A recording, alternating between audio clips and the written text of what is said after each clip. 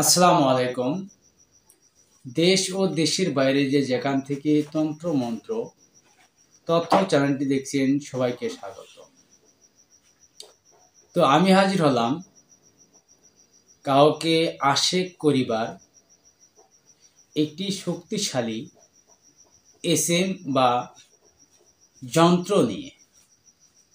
তো এই যন্ত্র দিয়ে আপনারা খুব সহজে কাজ করতে পারবেন। তো কিভাবে কাজ করবেন, কোন নিয়মে কাজ করবেন, সমস্ত কিছু আমি আপনাদেরকে উন্মুক্ত করে বুঝিয়ে বলে দিব। তো তার আগে যারা অবশ্য এই চ্যানেলে নতুন দর্শক, তারা অবশ্যই যদি আমার ভিডিওটি ভালো লাগে তাহলে চ্যানেলটি অবশ্যই সাবস্ক্রাইব করে রাখবেন, যাতে পরবর্তী নতুন নতুন ভিডিও আপনারা দেখতে পারেন। তো আপনারা যেইভাবে এই কাজগুলো করবেন বা কাজগুলোর মাধ্যমে কাউকে আশেক করবেন, তো সেই ক্ষেত্রে ছোট্ট কাজ, তো সেই কাজগুলো আপনারা করবেন, তাতে আপনাদের খুবই উপকৃত হবে বা উপকারে আসবে। তো তার আগে আমি কিছু কথা বলতে চাই। যেরকম যন্ত্র বা নকশা মন্ত্র যেটাই বলি না কেন, এইগুলোর কিছু সিদ্ধি সাধনা বলতে অনেক প্রয়োগ বিধির নিয়ম ধারা, সেগুলো জানতে হয় বা সেগুলো বুঝতে হয়। তো অনেকেই আছেন সেগুলো আপনারা কোনো কিছু না জেনে না বুঝে কাজ করেন, সেক্ষেত্রে কাজের সফলতা অনেকেই আনতে পারেন, অনেকেই আনতে পারেন না। যারা যন্ত্র বা মন্ত্রের সম্পর্কে বুঝেন তারা সফলতা আনতে পারেন, যারা নতুন জানেন না তারা সেগুলো অবশ্যই বোঝার চেষ্টা করবেন। যারা এই দিক দিয়ে অবগত না, অবশ্যই আশেপাশে কোনো সিদ্ধিগুরু বা তান্ত্রিক গুরু থাকলে তাদের সাথে পরামর্শ করে কাজ করবেন, তাহলে ইনশাল্লাহ ওই কাজে জয়লাভ করতে পারবেন। আর না জেনে না বুঝে যখন কাজ করবেন তখন আপনারা কখনোই সে কাজের সফলতা অর্জন করতে পারবেন না বা সফল হতে পারবেন না। তো একটি জিনিস আমি বাংলায় বলি সবাইকে, সেটি হচ্ছে প্রত্যেকটা জিনিস চালানের একটি নিয়ম বিধি বিধান আছে। তো সেগুলো বিধিবিধান অনুযায়ী বা তন্ত্র শাস্ত্রে অনুযায়ী যে নিয়মগুলো বলা থাকে সেই নিয়ম অনুসারে কার্যসিদ্ধি করতে হয়, তবেই সেই কাজের সফলতা অর্জন করা যায়, নইলে যায় না।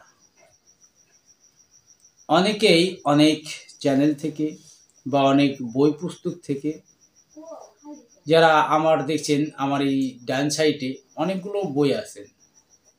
তো মূলত এগুলো বই একটিও কাজের না, এগুলা বাজারজাত। অনেকেই আমার কাছে বইয়ের জন্য ফোন করেন, তো এগুলো কিন্তু বাজারজাত বই, এগুলো বই দিয়ে কোনো কাজ হয় না। তো এগুলো বই দিয়ে কখনো সফলতা আনতে পারবেন না। তো সফলতা আনতে হলে অবশ্যই একটি গুরুর প্রয়োজন আছে। আর সেই গুরু যদি আপনাকে কিছু দান করেন, মন থেকে দিয়ে দেন, সেটিতে আপনার কার্য সিদ্ধি বা কার্যকারিতা লাভ করতে পারবেন।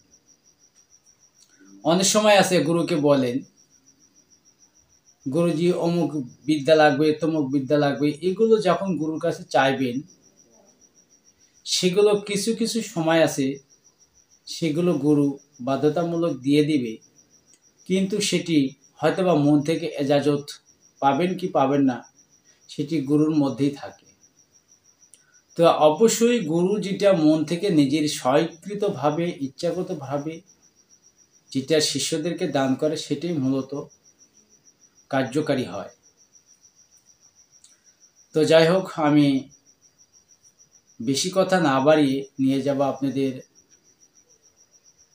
মূল ভিডিওতে, বা আমাদের যেই বশীকরণের বা আশেক করার যে তদবির বা তাবিজের বা নকশার কথা বলছি সেই দিকে। তো চলুন আমরা আগে প্রথমত স্ক্রিনে সেই আয়াতে ইসেম বা যন্ত্রটি আমরা দেখে নিব, তারপরে নিয়মটি বলেছি, চলুন স্ক্রিনে দেখে নেওয়া যাক। আপনারা যে ইসেম বা যন্ত্র দেখছেন, ইসেম হচ্ছে যেমন আরবি সংখ্যা এবং যন্ত্র হচ্ছে আরবি সংখ্যার মান বা আজাদে সংখ্যা। এই দুটি যুক্ত বর্ণকেই বলা হচ্ছে যন্ত্র বা ইসেম। এই যন্ত্র বা ইসেম দিয়ে কিভাবে কাজ করবেন বা লাগাবেন, অবশ্য এই যন্ত্রটি আপনাদের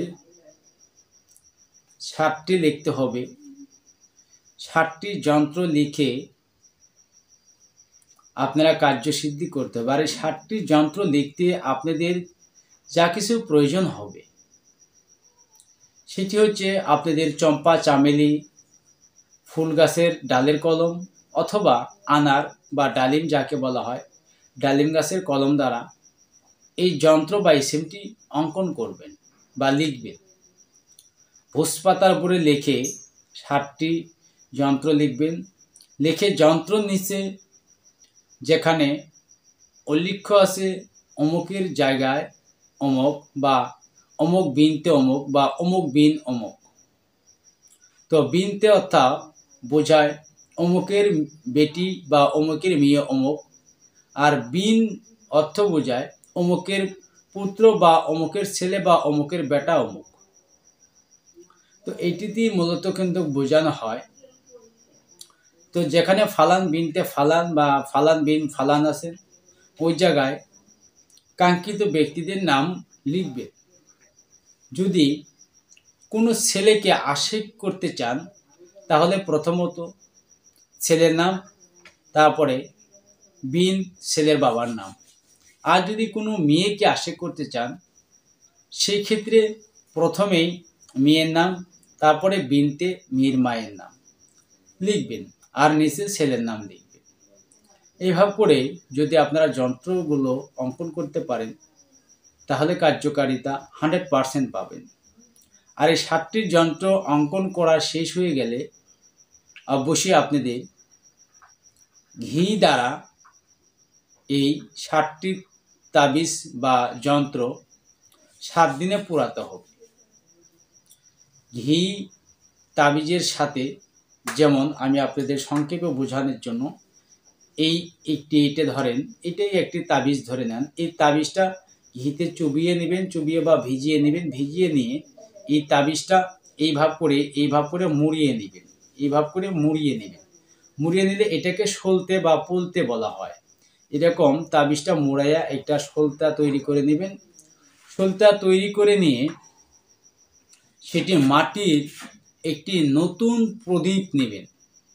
মাটির নতুন প্রদীপ নিয়ে আপনি যাকে আশিক করতে চাচ্ছেন বা যাকে আপনার বাধ্যে আনতে চাচ্ছেন তার বাড়ির দিকে সেই প্রদীপের মুখ রেখে মোমের আগুন দ্বারা সেই তাবিজটি আগুন জ্বালিয়ে দেবেন এবং আপনারা ওই কাঙ্ক্ষিত ব্যক্তিকে স্মরণ করবেন এবং কাঙ্ক্ষিত ব্যক্তির নাম উচ্চারণ করতে থাকবেন।